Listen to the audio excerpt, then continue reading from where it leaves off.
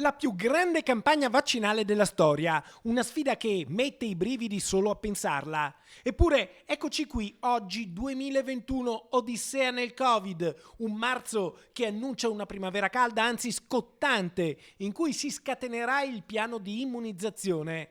Il Veneto spinge, la Fiera di Vicenza è uno dei 58 punti vaccinali della regione e altri se ne aggiungeranno grazie ad accordi con le strutture private. Fondamentale in questa partita anche il supporto dei medici di base e degli specializzandi. Diventerà un po' una chiamata di popolo, anche perché i vaccini arriveranno. Avete visto che ormai siamo addirittura d'arrivo con il Johnson Johnson.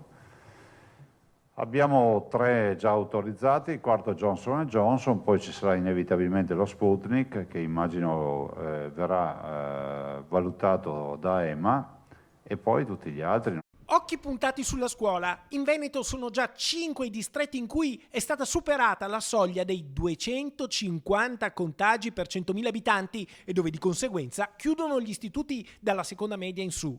Nell'Alto Vicentino l'ULSS 7 Pedemontana, con 233,91 casi, rischia di essere la prossima a chiudere le scuole. Specchio di questo aumento di contagi, la pressione sugli ospedali.